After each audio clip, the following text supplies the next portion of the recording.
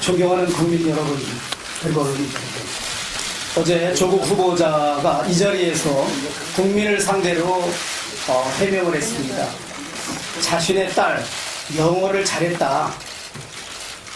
그 말씀을 여러 번 반복하면서 그래서 문제가 된 논문의 제일 저자, 그 당시에 느슨한 기준으로는 등재할 만했다.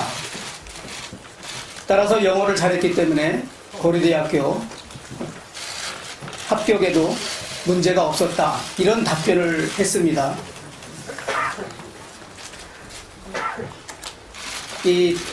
이렇게 여기 나와 있는 것처럼 논문의 지도 교수였던 장 교수도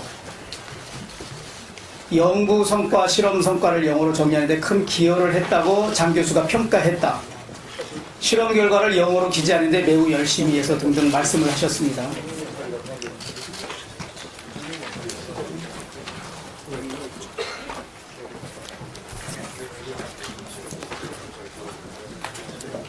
제1 저자로 등재된 논문의 제목입니다. 출산 전후 허혈성 저산소 뇌병증에서 혈관 내피 산화질소 합성 효소 유전자의 다형성이라는 논문입니다. 국민 여러분, 언론인 여러분, 제가 이거를 10번, 20번 우리 말로 읽어봐도 이 논문의 제목조차 이해할 수가 없습니다. 제가 오늘 국무위원들이 모여있는 예산결산회의장에서 이 논문의 제목을 이해하는 분이 누가 있냐면 아무도 대답하지 못했습니다. 후보자의 딸의 한영용호 생활기록부에 기재된 교회 체험 학습 상황에 대해서 2주간의 인턴 생활과 함께 이렇게 4가지의 뜻을 알기 어려운 이런 활동을 2주간에 했다라고 생활기록부에 기재되어 있습니다. 그런데 조국 후보자는 어제 기자간담회에서도 자신의 딸은 한국어를 잘 못했다. 그래서 중학교 때 국어시험만 치면 양을 받았다. 국어 문제를 몰라서 답을 쓸 수 없을 정도였다. 이런 말을 합니다. 이 논문을 이해하고 영어로 하려면 먼저 공동으로 참여한 교수들이 발표한 이 아래 4가지 내용과 위에 논문 제목의 말이 무슨 말인지를 이해해야 영어로 번역하지 않겠습니까? 우리나라 말도 잘 이해하지 못하는 내용을 어떻게 영어로 할 수 있겠습니까? 그래서 정말 이거는 안타깝고 저도 아이 셋을 키우고 있는 아버지로서 이런 내용까지 공개를 해야 되나 인간적인 고뇌가 많았습니다. 그러나 후보자가 국민들께 딸의 논문 제1 저자의 등재가 정당하고 고려대학교 입학에 아무런 법적 문제가 없다는 것을 여러 차례 강변하면서 영어를 잘했기 때문에 그 모든 것이 정당하다는 말씀을 했습니다. 그러나 생활기록부에 나타난 한영외고 1학년, 2학년, 3학년 동안의 성적을 추가로 제보받았습니다. 추가로 제보한 공익제보자는 조국 후보자의 어제 기자간담회에서의 말에 분노가 치밀어 올라서 추가 제보를 합니다. 구체적인 성적 내용은 생활기록부에 이렇게 기재되고 있습니다. 라고 했습니다. 한영외고에는 과목이 16과목 정도가 됩니다. 말하자면 영어만 하더라도 영어회화, 영어 독해, 영어 청해, 영어 문법, 영어 작문 이렇게 많이 세분화되어 있습니다. 그렇게 해서 16과목이라는 겁니다. 이 한국말로 되어 있는 것을 영어 논문으로 만들려면 한국말을 이해하고 영어를 이해해야 되는데 영어 작문, 영어 독해 평가는 상당히 하위 등급입니다. 구체적인 등급으로 하면 대부분 다 6등급, 7등급, 8등급 다 이해합니다. 유일하게 영어 회화는 4등급을 받은 적이 2번 있고 그 영어 회화조차도 6등급도 2번 이상 있습니다. 시간을 조금만. 예, 30초 내로 좀 마무리해 주시기 바랍니다. 이거는 새로운 사실인데 국민들의 알 권리 보장을 위해서 조금 시간을 허용해 주시기 바랍니다. 국민 여러분, 미국 사람이 글자로는 문맹이어도 미국말은 잘합니다. 그러나 그 내용을 이 전문적인 의학 논문을 제대로 번역을 하려면 미국말을 잘하는 걸로, 회화를 잘하는 걸로 부족합니다. 영어 장문, 영어 독해, 영어 청해, 영어 문법을 알아야만 가능하지 않습니까? 그래서 이 논문의 후보자가 영어를 잘해서 실험 결과를 영어로 기재하는데 매우 열심히 했다, 이 말도 대한민국 국민 일반 상식에도 전혀 맞지 않고 논문을 써본 연구자나 학자들로서는 이거는 전혀 말도 안 되는, 전혀 납득할 수 없는 후보자의 궤변에 가까운 변명이라고 생각을 합니다. 다시 한번.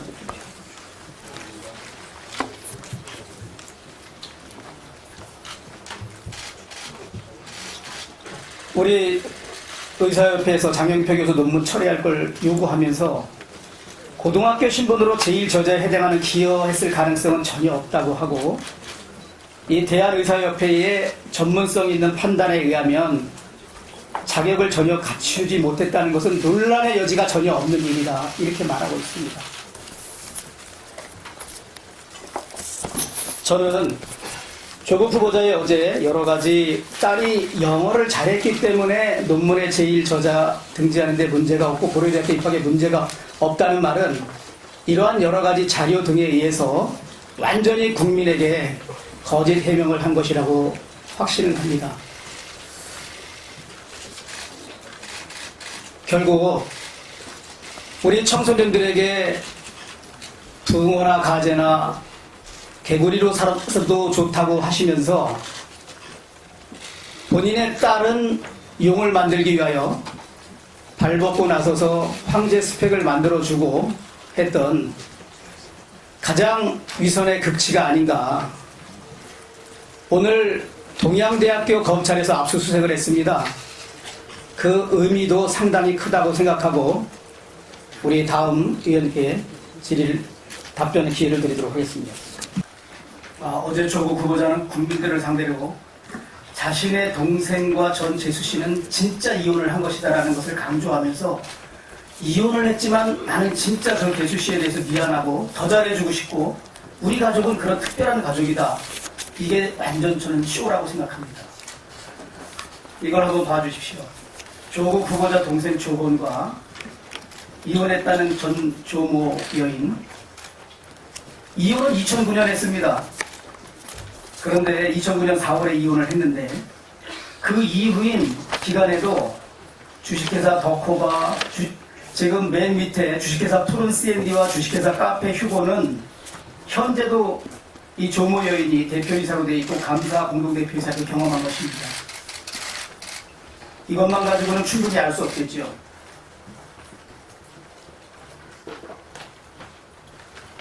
(2013년)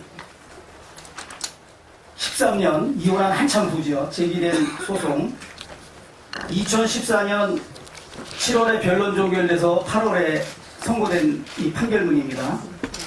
여기에 보면 주식회사 카페 휴고, 제가 방금 현재까지 살아있고 조모 여인이 대표이사로 있던 카페 휴고가 장모 77년생 여성을 상대로 2억 4천만 원 청구 소송을 합니다. 거기에 승소 판결은 3천만 원, 2억 4천 중에서 3천만 원 승소 판결이 나는데, 여기에 판결 이유에 보면 당사자의 지위, 이 원고라는 건 카페 휴고 회사입니다. 그리고 조은양은 원고의 대표이사, 조건은 조은양의 남편이다. 거기 2항 보면 조은양 해서 괄호 열고 실제 행위는 남편인 조건이 하였다. 대한민국 판사가 내린 판결문의 모든 내용에 2억 4천을 청구하는 카페 휴고라는 현재 살아있는 이 회사가 이 회사의 후보자의 동생은 대표이사로 이렇게 오랜 기간 있었고 이 조모 여인이 현재도 대표이사로 있습니다. 그런데 이 판결문을 다른 사람 상대로 청구 소송을 하는 거 보면 이 모든 자료를 낼 때 다 아내고 남편으로 낸 것입니다. 이것은 명백한 대한민국 사법부 판결에 의한 두 사람은 이혼한 사람이 아니라 유장이혼자라는 것을 보여주는 것입니다.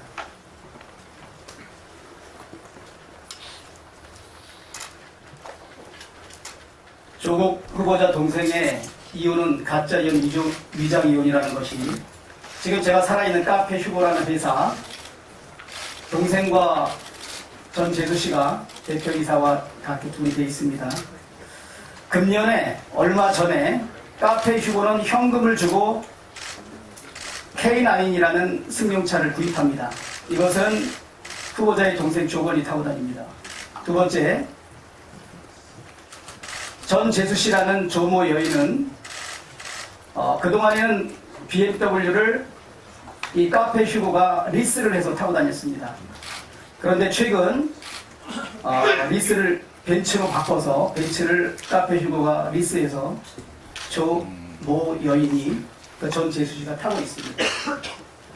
제가 오늘 제시한 이 세 가지 증거 자료를 종합해 보면 이것은 누가 봐도 경제 공동체고 운명 공동체 아닙니까?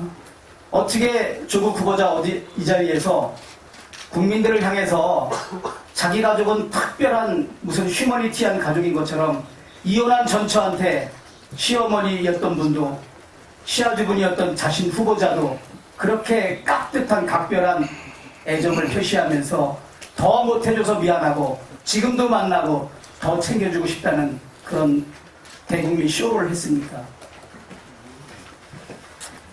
지금까지 저희가 많이 밝힌 것처럼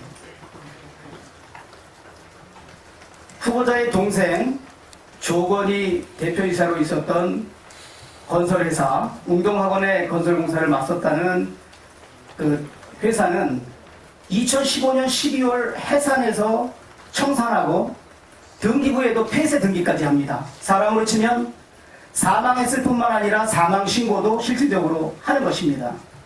그런데 법인을 학교를 상대로 2006년 11월에 소송을 51억 7천만 원을 할 때 그 없어진 일부만 쓰겠습니다. 없어진 그 동생의 회사가 없어진 후인 2006년 10월 20일 날 조모 여인한테 10억 새로 동생이 만드는 걸로 보이는 코바 CND한테 41억 7천을 채권을 양도했다는 것이고 그것을 채권 양도받은 조모 여인과 코바 CND가 웅동학원을 상대로 51억 7천만 원의 소송을 하는데 당시 후보자는 웅동학원의 이사였으면서 이것을 전혀 변론을 하진 무변론으로 두 사람들이 다 전액 승소 판결을 받는 것입니다.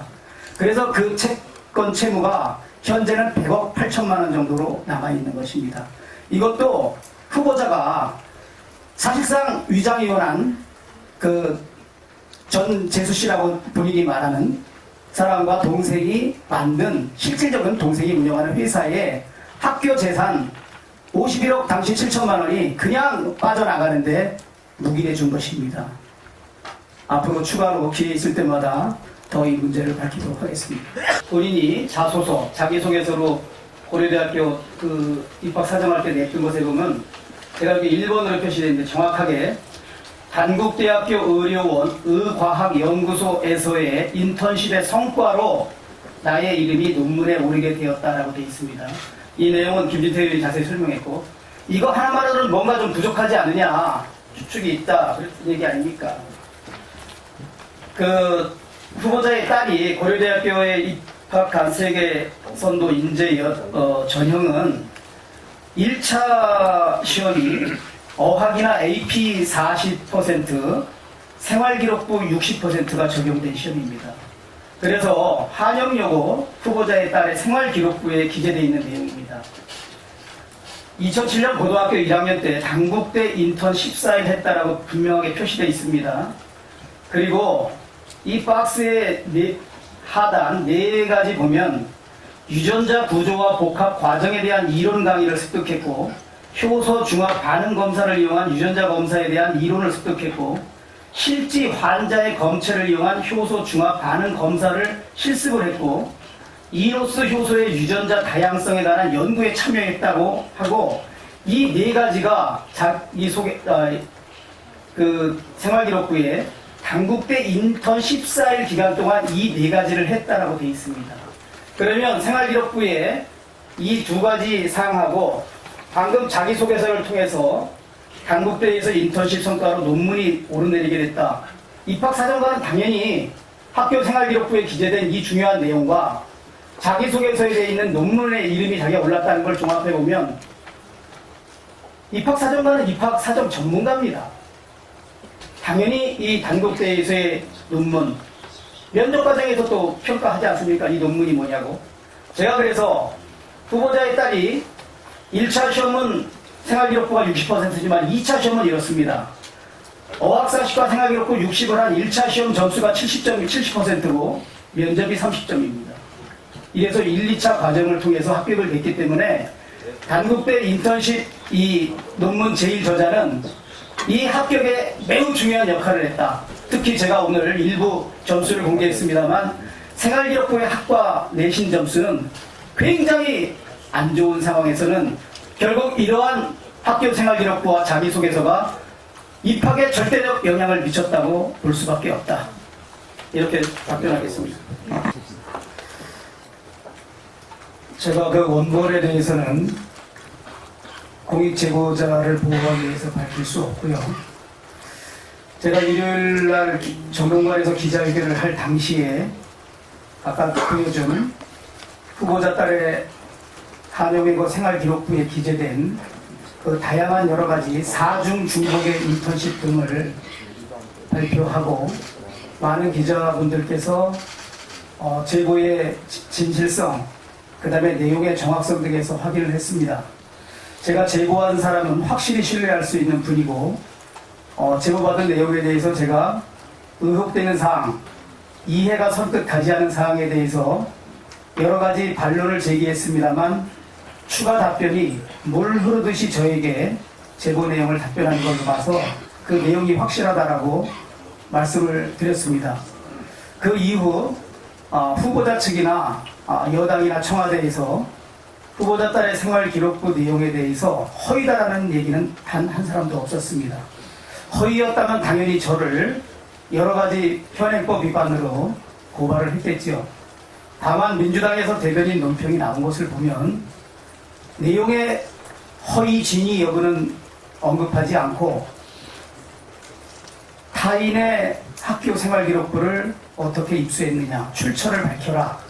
그렇지 않으면 개인정보보호법 위반 아니면 초중등교육법 위반으로 처벌받을 수 있다라는 논평만 냈습니다.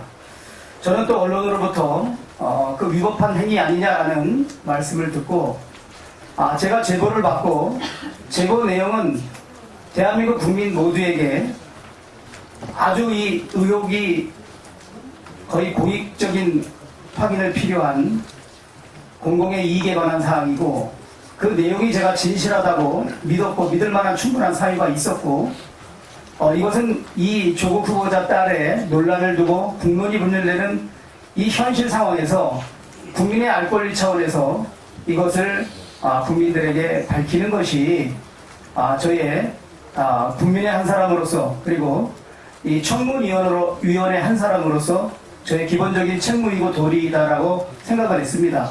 그래서 저의 행위가 형식적으로 보면 관련 법 규정에 위반되는 모습으로 보일 수 있지만 이것은 오직 공공의 이익을 위한 것이고 그 진실성 담보가 제가 확실하다고 생각이 됐고 그래서 국민의 알 권리 차원에서 제가 공익을 위해서 공표했기 때문에 더 이상 그 내용에 제보자의 신원을 밝히라든가 그 자체 생활기록부 원본이나 사본을 보여주라 이거에 대해서는 제가 응할 수 없다는 말씀을 드립니다. 두 친구와 동생이 건설회사를 운영했는데 97년 11월 17일 두 친이 부도가 났고 동생도 부도 나서 신용을 연결됐습니다. 30초만 내요. 후보자가 한 3년 반 정도 미국에서 유학 생활을 하고 바로 도전한 다음 달 정도인 97년 12월 정도에 귀국을 합니다. 그러면 그동안 유학에서 소요된 여러 가지 비용이 있고 돈 벌 기회가 없었습니다.